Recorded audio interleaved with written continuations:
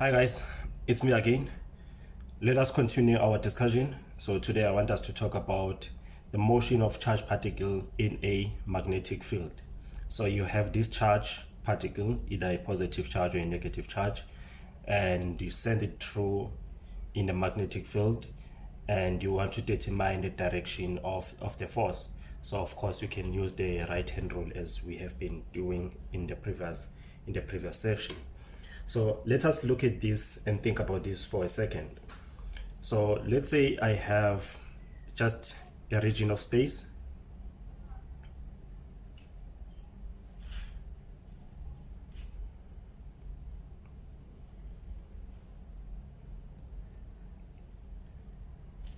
So in this region of space, I have the magnetic field that is into the page.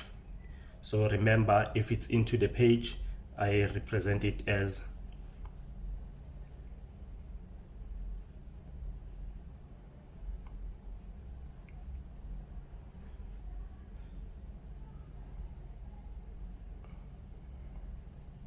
so just imagine that the magnetic field is everywhere, or is distributed in this region all over. So I won't draw as many as to fill this. I'll just draw few for simplicity. But just imagine that it's filled in this region of space. Then I put a charged particle, the positive Q, and I send it towards the right with the velocity V. So these are your magnetic field.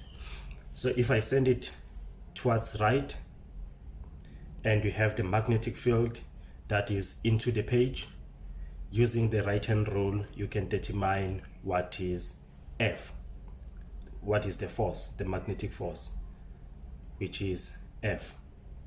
So you want to look at what is F, and of course, as I've said, you use your right hand rule. You point your fingers in the direction of the velocity or the speed V, and you curl it towards the magnetic field, and in this case it goes into the page. So if it goes into the page, look at the direction now of the force. So the force will be upward, so it will have a force V, F, that is towards the center.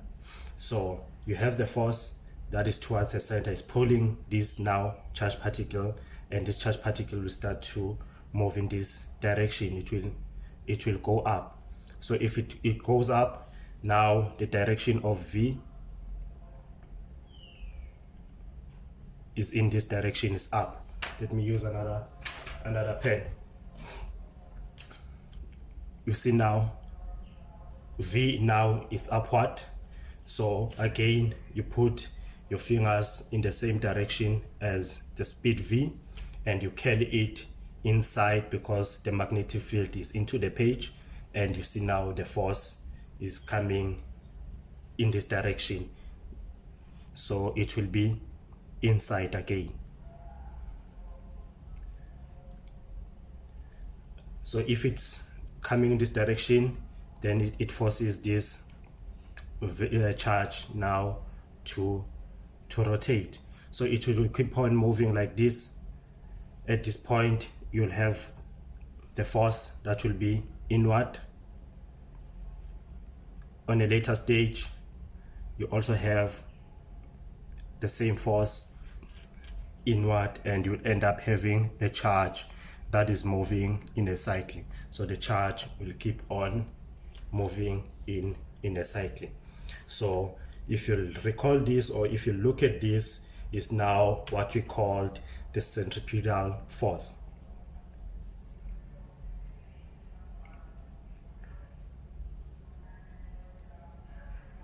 A centripetal force. So we can determine what is the force now. Remember, it's moving in a cycle now. If it's moving in a cycle, it means it has a radius r from the center. It has a radius r. Therefore, we know what is the magnetic field force. The magnetic field force is given by the charge multiplied by the speed cross B, of which we can simplify and write it as the magnitude, which is equals to QV B sine of theta. Remember, sine of theta, it has to be an angle between the V and B. So now if you look at this, B is in that direction and the force is in that direction, so they are making it to be perpendicular. So our theta in this case is going to be 90 degrees. Therefore sine of 90 is equals to 1. Sine of 90 is equals to 1. Therefore this can be written as F is equals to QV B sine of 90 is equals to 1.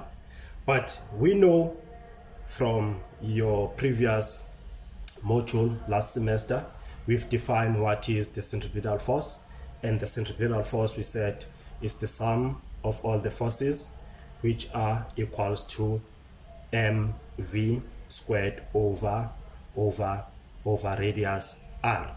Therefore we can now combine these two equations. So this being your left hand side, qvb equals to mv squared over r. Then we can determine what is our r. So if we divide by r is equals to mv squared over qvb, and v and v will cancel, so we'll have mv over qb, which is now the radius of this cycle.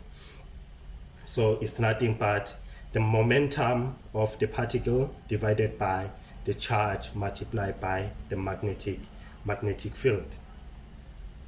So if you look at this, let's say I divide by v, so you have r over v equals to, it's going to be m over q over b, and this should make sense. If you flip it, remember you have v over r, which is equals to qb over m. Remember, what is this? You have a velocity divided by r. That should give you what we call the angular frequency. So it's an angular frequency. It's going to be v over r, which is equals to qb over m. So you can determine what is the force of the charged particle, because it will feel a force, and you can determine the radius of the cycling. You can determine the radius, or you can determine the angular speed or the velocity or the frequency of which this particle is moving with. So this is how you attack this. So let us continue our discussion. Now, instead of having this region of space, let us think about a conductor, a current carrying conductor. So let's say you have a current or a conductor,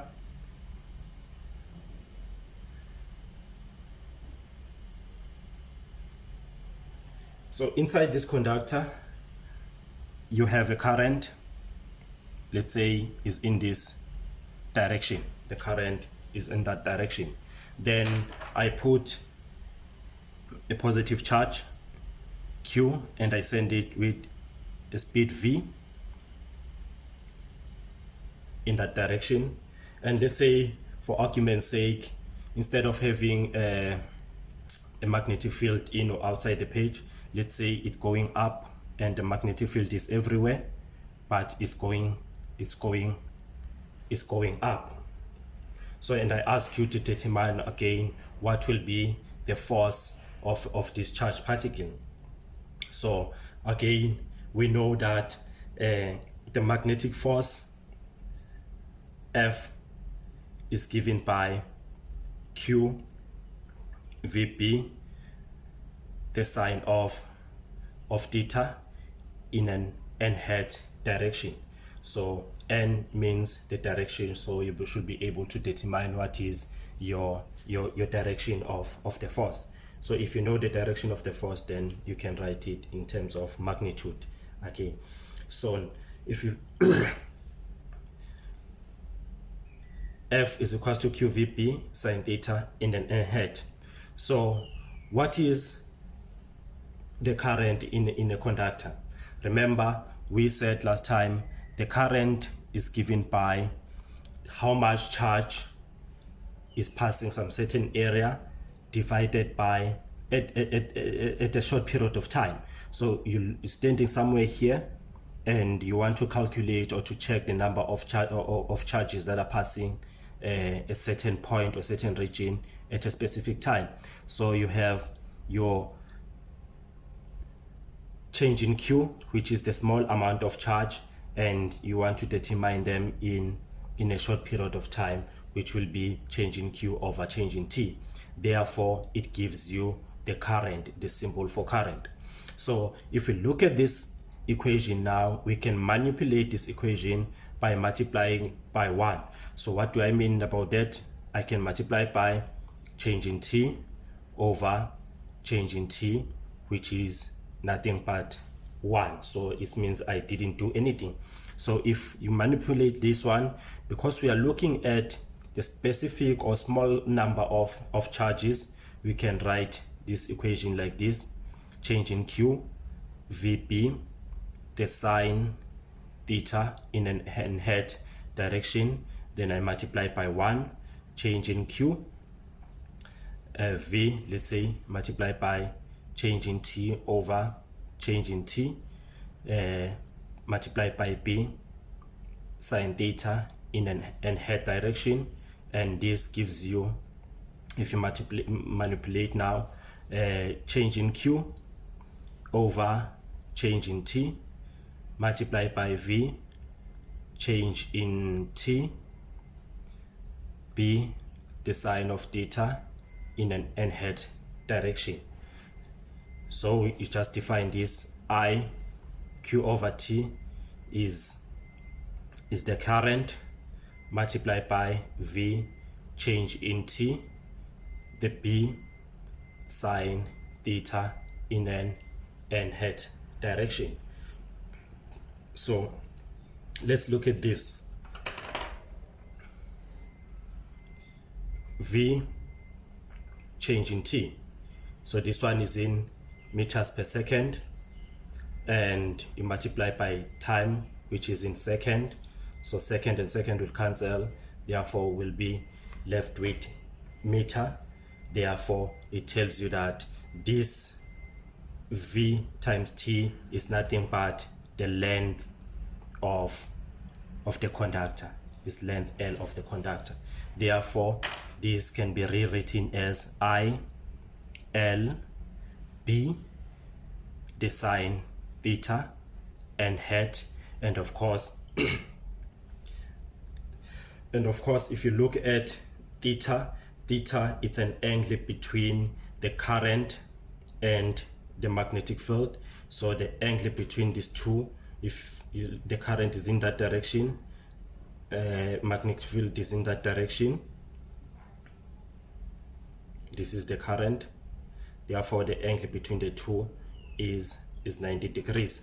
Therefore again we will have I L B times 1 in a n hat direction. So we want now to determine what is the direction of the force. So if we determine the direction of the force, we're using the right hand. And of course, if you look at this, the direction can be in two ways. Is either into the page or out of the page. So again, you need to place your hand in such a way that it will allow you to curl towards your B. So the current is in that direction, but B is upward. So I need to place my hand in this manner. So the direction of the current is in that direction. Then I curl it or I push it upward, meaning now the force will be towards the screen or towards you. Therefore, the direction now, remember we said the direction is represented by this symbol. So this is going to be the force equals to ILB. So I think it makes sense. So let us do one or two examples and see if we are following. All right, let's put some values here. Let's say the length, it's 1 meter, 1.0 meter, and let's say the current is 50 amperes. So the current is 50 amperes, and the magnetic field, let's say it's 1.2 Tesla. And I ask you to calculate the force. So therefore the force, you know what is the current? The current is 50. You multiply by L, which is the length, which is 1.0. You multiply by the magnetic field, which is 1.2. So that is 50 multiplied by 1.0 multiplied by 1.2. It gives me 60 newtons. And this is when the angle between B and I is equals to 90. So now let's say instead of having an angle equals to 90, let us send now this magnetic field. Let's say we send this magnetic field in this direction. So it will be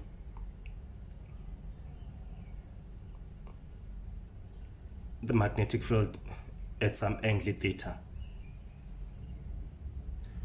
Everything is the same, but now the magnetic field is in this direction at an angle theta. And let's say the angle between the normal line, let's say now the angle between the normal line and this one is equals to 45. Let's say it's 45 degrees. Therefore, if it's 45 degrees, now we know that F will be equals to ILB, the sine of theta, which is 50 multiplied by 1 multiplied by 1.2, the sine of 45. And the sine of 45, that's give me 42. It's going to be 42 newtons. So this is how you attack. You just look whether it is the magnetic field is perpendicular to I, or the magnetic field is in some angle theta. So if it's some angle theta, then you include the angle. If it's 90 degrees, therefore there's no need to include 90 degrees, because sine of 90 is equals to 1. Thank you.